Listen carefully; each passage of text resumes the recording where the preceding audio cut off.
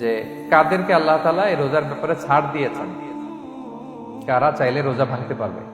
যারা এক্সাম্পশন পেয়েছে, ছাড় পেয়েছে, তাদের মধ্যে থেকে প্রথম হচ্ছে শিশুরা, আসিবিয়ান, শিশুদের উপর রোজা ফরজ না, যতক্ষণ না তারা ম্যাচিউরড হয়। শিশুদের উপর কিন্তু রোজা ফরজ না, প্রাপ্তবয়স্ক হওয়ার আগ পর্যন্ত ফরজ না। তাই বলে আবার শিশুদেরকে রোজা রাখতে বাদ সাধবেন না, রাখতে দিবে না। আমার বড় মেয়ের বয়স 8 বছর, সে গতকাল রোজা রেখেছে, সে মহা খুশি। সে কখনো অডিও কল দেয়, কখনো ভিডিও কল দেয়, কখনো ইফতারির ছবি পাঠায়। মানে এটা তাদের মধ্যে কিন্তু একটা অনেক চমৎকার একটা ভালো ইমেজ কাজ করে। তো আপনারা বাধা দিবেন না। যদি আমার মনে আছে, আমি ছোটবেলা, তখন আমি মাদ্রাসায় ভর্তি হই নাই, আমি তখন স্কুলে পড়তাম, তো খুব ছোট, কিন্তু আমি রোজা রাখতে চাইতাম, আব্বা আম্মা দিতে চাইতো না। আমার দাদি আমাকে বলতো যে তুমি একটা কাজ করবা, তুমি সকালে স্কুলে যাবা, দুপুর 12টায় ফিরে আসবা, এসে খেয়ে ফেলবা, তো হাফ রোজা হয়ে গেল, অর্ধেক। এরপরের দিন আবার সকালে না খেয়ে যাবা, দুপুর 12টায় এসে খেয়ে ফেলবা, এনাদার হাফ, তো 2 হাফ মিলে একটা হয়ে গেছে। এইভাবে আমি অনেকগুলো রোজা রাখছিলাম ওই বছর। এখনো এই স্মৃতি আমাকে স্মৃতিকাতর করে। আমার দাদি, যে আমার দাদি নাই, চলে গেছেন, আল্লাহ আমাকে জান্নাত নসিব করুক, আমরা দোয়া করি। নাম্বার 2, মাজনুন, পাগলদের উপর রোজা ফরজ হয় না।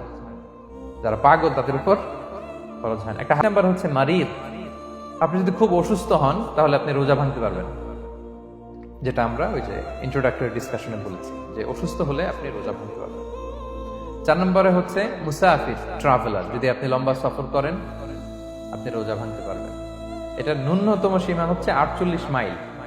তাই বলে কেএল থেকে পেনাং যাচ্ছেন আর রোজা ভেঙে ফেললেন, এটা করা যাবে না। আবার এখানে যদি আপনার সফরের পেরেশানি থাকে, খুব কষ্ট, তাহলে আপনি এই সুযোগটা নিতে পারবেন। কিন্তু আল্লাহ বলেছেন ওয়া আন তাসুমু খায়রুল লাকুম ইন কুনতুম তা'লামুন, যদি তোমরা রোজা রাখো এটাই তোমাদের জন্য কল্যাণ, যদিও আমি ফ্লেক্সিবিলিটি দিয়েছি। এবারে যাদেরকে এক্সাম্পশন দেওয়া হয়েছে ওটা আমি আয়াতে বলেছি, আরবিতে তাদেরকে বলে আল হারাম, মানে very old man or women, খুবই বয়োবৃদ্ধ, অতিবৃদ্ধ মানুষ, 100 বছর, 105 বছর, এরকম আমাদের কিছু মুরব্বীরা আছে না, ওনাদেরকে খাবার দিলে খেতে পারে না, কাউকে চিনে না, ওনাদের জীবনের স্বাদ আহ্লাদ সব শেষ, বিদায়ের সময়, ওই সময় উনি আর কি রোজা রাখবেন? এই জন্য আল্লাহ তাআলা ওনাদেরকে ছাড় দিয়েছেন। অনুরূপ ভাবে যদি এমন কোন অসুস্থ হয়, মানে মারিদুন লা ইউরজা শিফাউ, সে যে আবার সুস্থ হবে এই আশা আর নাই, এরকম ডাক্তার অনেক বলে দিছে যে ক্যান্সারের 3rd স্টেজে চলে আসছে, সে সার্ভাইভ করবে যতদিন কেমোথেরাপি দেওয়া হবে, তো শেষের দিকে সে অনেক অসুস্থ, অনেক ড্রাগস নিতে হয়, ওষুধ খাইতে হয়, তার আর সুস্থ হওয়ার সম্ভাবনা নাই। এই 2 শ্রেণীর লোকদের জন্য ছাড় দেওয়া হয়েছে, তাদের কাজা করা লাগবে না, কারণ কাজা তো করতেই পারবে না। কি বলেন?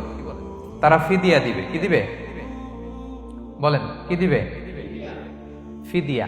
ফিদিয়া হচ্ছে প্রত্যেকটা রোজার জন্য একজন মিসকিনকে 2 বেলা করে খাওয়ানো। আই রিপিট, একটা রোজার জন্য একজন মিসকিনকে 2 মিলস, বাস হয়ে গেল। 30টা যদি উনি রাখতে পারে নাই, আপনি একজন মিসকিনকে 30 বেলা 2 মিল খাওয়াতে পারেন, অথবা 30 জনকে 2 বেলা খাওয়াতে পারেন, অথবা 60 জনকে 1 বেলা খাওয়াই দিতে পারেন, অথবা এই পরিমাণ টাকা দিয়ে দিতে পারেন। 6 নাম্বার হচ্ছে আসহাবুল আমাল আশ-শাক্কা, যারা খুব কঠিন কাজ করে। এই প্রসঙ্গটা নিয়ে অনেকে অনেক ভুল বোঝে।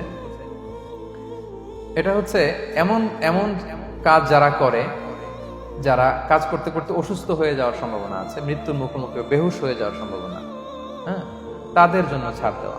8 নাম্বার হচ্ছে আল হামিল, গর্ভবতী নারী। 8 নাম্বার হচ্ছে আল মুরদি, ব্রেস্ট ফিডিং মাদার, বাচ্চাকে দুধ খাওয়াচ্ছে যে মায়েরা, ওনারা রোজা ভাঙতে পারবে।